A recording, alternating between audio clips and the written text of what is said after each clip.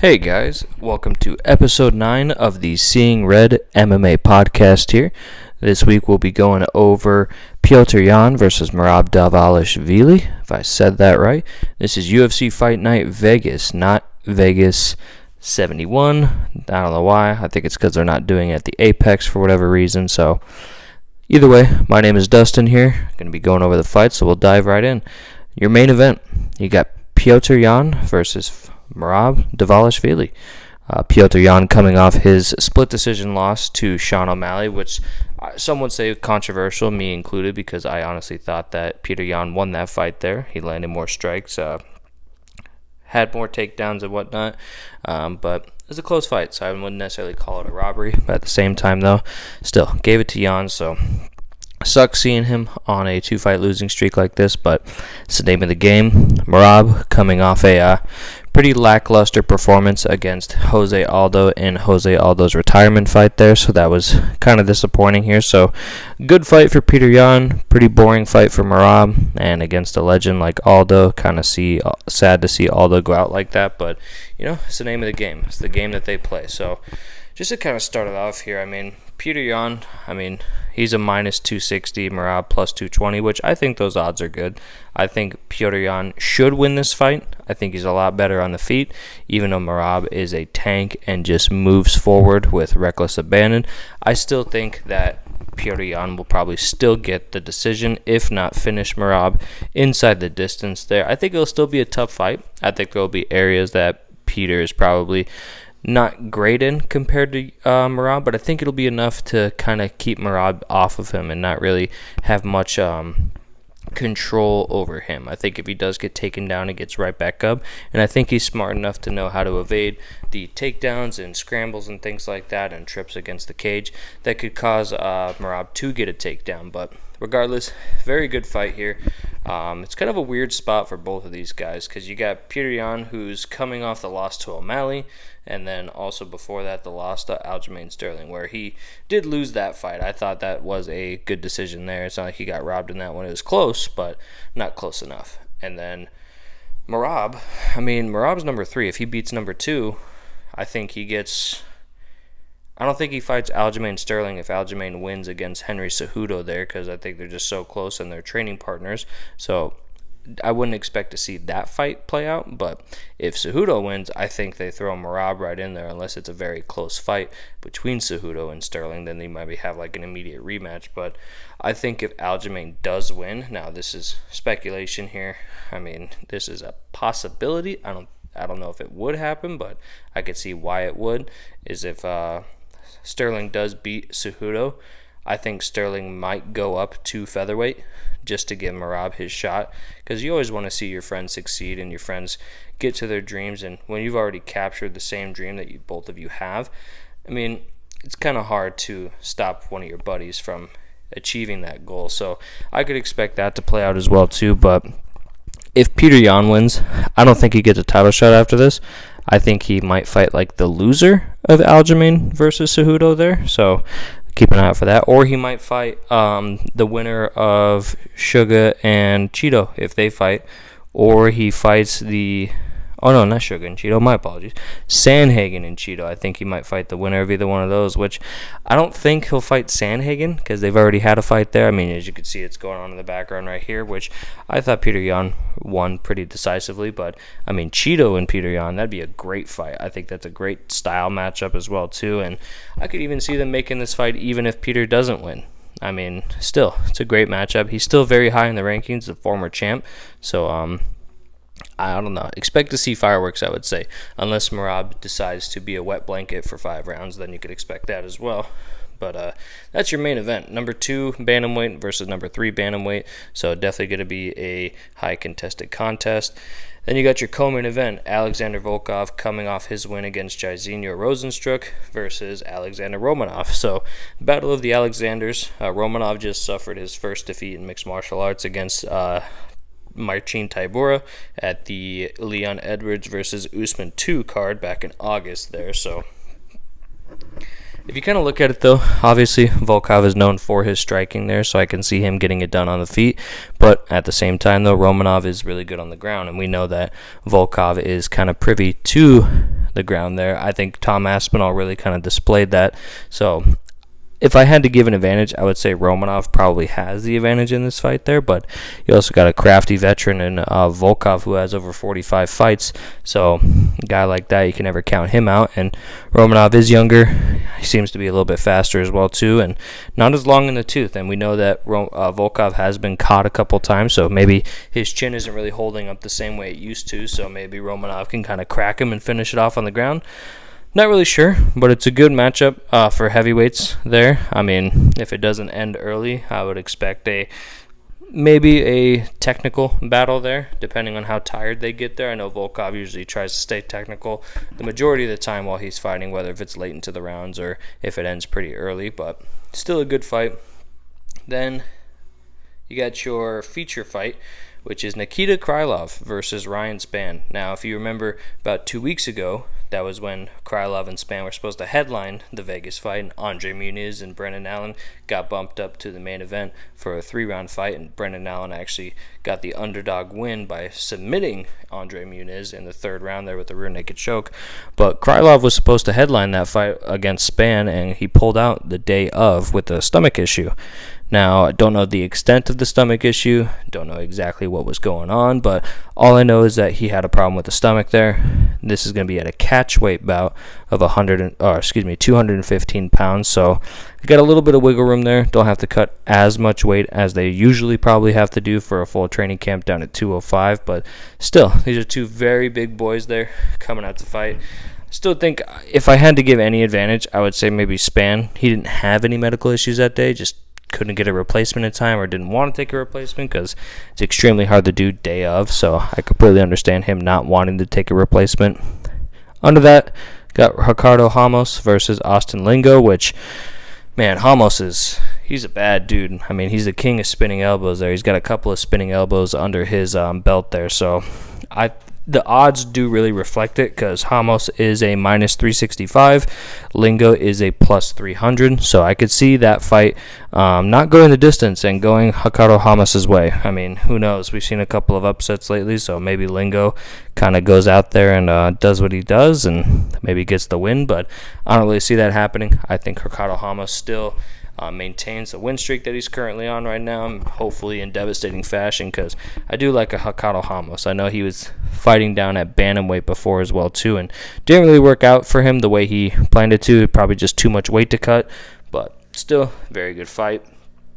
Now this is where it starts to get interesting. You got Said Nurmagomedov versus Jonathan Martinez. Now Said is a bad dude.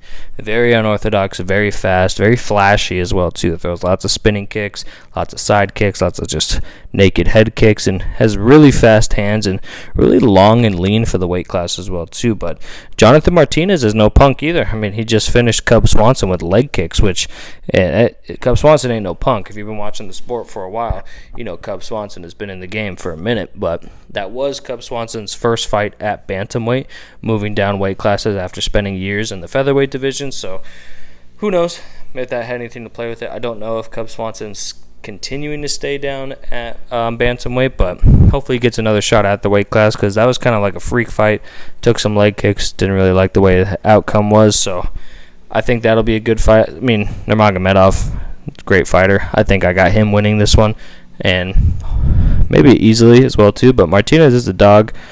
Vitor Petrino, Anton Turjalk, which I apologize if I'm mispronouncing your name, Mr. Anton, but I know Anton's kind of he's an up-and-coming. He's a prospect at light heavyweight coming out of Sweden. And Petrino, haven't really seen much of Petrino. I mean, I'm trying to think back to maybe a fight I saw of his, but the odds really reflect it. There's not much to know about these guys. They're still pretty green in their UFC career. Minus 115 for Petrino, minus 105 for Anton. So I could see that fight going all 3 rounds, or who knows? Maybe we just don't know enough about either of them and someone gets a flashy KO or a quick submission in the first. Who knows? That's a fight just to pay attention to because these guys are both young in their UFC career, so who knows? They might be contenders later on in the division. Got Carl Williams headlining the prelims against Lukas Brzezinski. That'll be a good one as well, too. I know Carl Williams hits like a truck. Lukas Brzezinski, I don't know much about Lucas, though. I mean, they're good enough to be in the UFC, obviously. I mean, they're signed. It is a heavyweight bout. No real odds on that one, though, so I don't know if this is like a new fight that got put together, if maybe when they were already scheduled against somebody else and they pulled out, or whatever the case is. But in this case here, you got two heavyweights going at it. Polish Power versus a guy from the States, so USA, let's go. Team America. Now, this is where it starts to get interesting on the prelims here. You got Rafael Assunção versus Davy Grant, which I'm surprised that I saw these odds here. Davy Grant, a minus 135 versus a plus 115 Rafael Assunção. Now, Davy Grant is a dog. If you've been watching MMA for a while, he was on The Ultimate Fighter with, I think it was it Team Ronda and Team Tate? I believe that was it. I think so. It was the first season where they had a men and women in the house at the same time.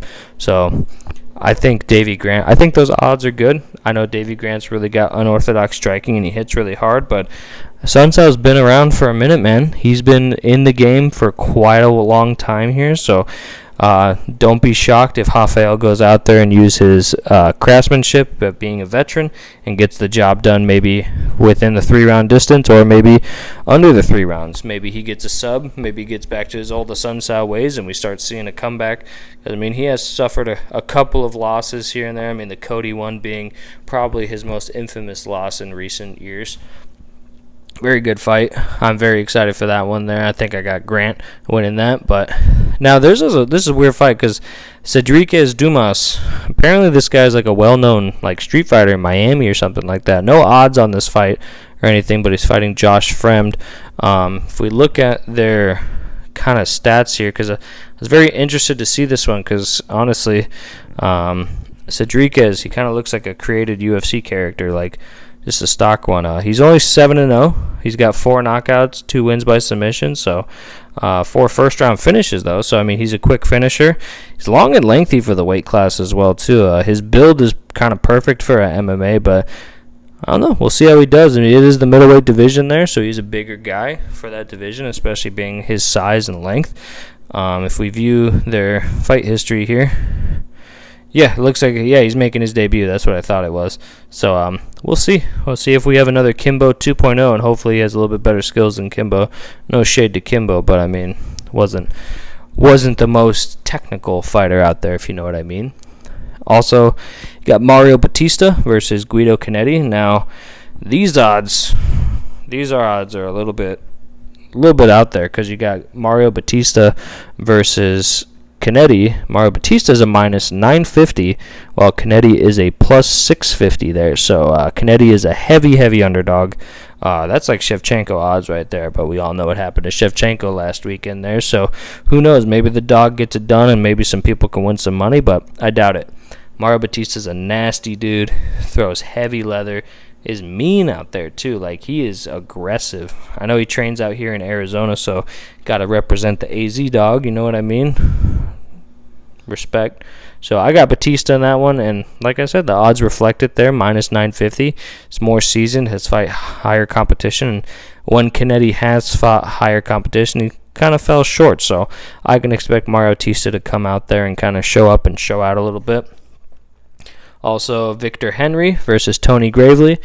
Victor Henry with the locks of the Lord. Oh my goodness, this guy's got some hair. I'm jealous. Tony Gravely, all his hair is on his chin, but pretty even fight. Henry's got a minus 135 odds. Gravely's a plus 115 there. We all know Gravely from, I believe it was when he was fighting Tim Elliott, and Elliott was pounding him out, talking to him about beating women, but not going to point any fingers. Don't know the length of what was going on with that there, but all I know is that they were talking some smack in the cage there. But Ariana Lipski returns against J.J. Aldrich in women's flyweight, and looks like J.J. Aldrich is a pretty heavy favorite too. She's a minus 365 versus the plus 300 Lipski. So I was kind of surprised when I saw that there, just because I know Lipski, she's got pretty good submissions and pretty good striking as well too, and JJ is kind of known for being a ground specialist, so kind of surprised to see that one, but it makes sense though. I mean, if you can last on the feet and not get hit, and you can take the fight to the ground there, makes sense that you would be the favorite, so I could see that being reasonable. Also got Tyson Nam versus Bruno Silva. Now, Tyson Nam, I believe he is coming off that win against Ode Osborne, where Ode kind of went for that flying knee and got punched in the air with that overhand right and kind of put him out there. So, looks like Bruno Silva, though, is the favorite at a minus 200, which he's a good fighter. I mean, he's unranked. Tyson Nam's number 15 there, so this is kind of like Bruno Silva's chance to get into the rankings. So we'll see how he performs. I know he's buddies with Cejudo and the Pitbull brothers, so we'll see if he can get it done there and kind of make his way into the bantamweight ranking, flyweight rankings. Then to open up the night, Carlston Harris versus Jared Gooden. Now, I know Jared Gooden, he did get cut from the UFC not too long ago there, so I think this is a short notice fight where he's kind of making a little bit of a comeback, and we'll see how he performs. I think Jared Gooden was a good fighter when he was, maybe a little bit slow at times, maybe just didn't put the gas on enough. And Carlston Harris, don't know too much about the guy. He's from Guyana. I'm going to check something here real quick on him, because if he is who I think he is, yes, he is. He's the one that got wheel kicked by Romanov. He's 17-5, 5 wins by knockout, 5 by submission, 6 first-round finishes. So we'll see. We'll see how that fight goes for him. But I mean, when you're fighting Romanov, it's kind of hard to beat a guy like that. I mean, we all saw how he performed against Jeff Neal there. So no shame in losing to a guy like Romanov. But yeah, I mean, that's pretty much your card for this weekend here. Petr Yan versus Merab, Alexander Volkov versus Alexander Romanov, Ryan Spann versus Nikita Krylov. Hopefully that one actually makes it to the cage there. We don't have to worry about any kind of injuries going into that fight. We get a full fight card, but yeah, I mean, not a bad fight card there.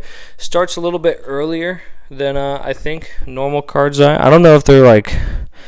Oh, that might be it. I wonder if they're doing the slap fight bullshit on Saturday too, the finale. Let me check to see if that's why they're not doing it at the Apex, because I know that's where they hold the slap fight as well too, is the Apex. So let's see. Events. Power Slap, March 11th. Yeah, it looks like it is. It looks like that will be the same night there. So, wow, the UFC is getting pushed out of the Apex, so that way Slap Fight can have the Apex for their finale, which is, this is sad to say, but free on Rumble. Yeah, don't expect to see Slap Fight going on much longer. I don't think they're going to be renewed for a second season there, so... Yeah. You tried, Dana. You tried. But even the Nevada State Athletic Commissioner said he regrets giving them a license for slap fighting, which I kind of do as well, too, because what are we doing, man? What are we doing? It's kind of like, if you enjoy it, I'm not going to knock you for it, but at the same time, though, like, I can watch dudes slap each other at the local bar down the street and shit like that. Like, I don't think it takes a tremendous amount of skill to slap each other. I think you got to have a tough chin, and you got to be able to connect with the heavy shot, which that's about it. I mean, you still look at some of these guys that are in there, not the most athletically gifted gentlemen, no disrespect to them, but throw them in the cage with MMA fighters, and we already know what's going to happen there. I mean, I know there's a couple of MMA fighters on that show. I know one guy, I forget his name, but I think he's from the Ultimate Fighter, fought Muhammad Usman, big brother to Kamaru. Didn't go his way, which I could see why, though. Muhammad Usman got some power, didn't knock him out or anything, but yeah, not a giant card this weekend here. I mean, if you got nothing going on, like me, I'm a degenerate, I'm going to watch it. I have to watch like pretty much the first 2 hours of the prelims at work, and then by the time I get home, the main card will be started. So hopefully I get to watch the entire main card and just kind of kick back and relax and not worry about having to get home on time in order to watch it there. But the main event's solid. Very solid main event. Very solid co-main event. Very solid feature fight with Ryan Spann and Krylov. So those are the 3 fights that I'm looking forward to, besides like Davy Grant, Sun Sao, Dumas, those guys, or even like there's another fight on that card too. Yeah, Jonathan Martinez versus Magomedov. Dumas, we already talked about. Oh, Batista, yeah, Batista and Canetti. I think that will be a good fight there. I think Batista, you're going to see him kind of come into his own here a little bit more. But, yeah, I mean, not much else to talk about there. I mean, it's another fight night there. I think they're kind of just putting this one in between for Usman Edwards 3, which is next Saturday, the 18th, which will be in London. So make sure you check your start time depending on the state that you're in there, because over here in Arizona, that prelim card is going to be starting at 10 a.m. So get to sleep in a little bit there. But yeah, luckily I don't work that Saturday, so I'll be able to actually watch the entire card. Make sure to get a video out prior to the Usman Edwards 3 card, and then get a video out afterwards the following Sunday, maybe even late Saturday night, because it's so early in the day. I got nothing else going on, so we'll see. But yeah, I mean, UFC Fight Night Las Vegas, pretty much your entire card there. If I had to make a parlay, probably go Jan, probably go Volkov, Romanov to go the distance, and then Ryan Spann and Krylov to go under 3 rounds if your betting service allows you to do that. Mario Batista, parlay that with Saeed and Ricardo Ramos.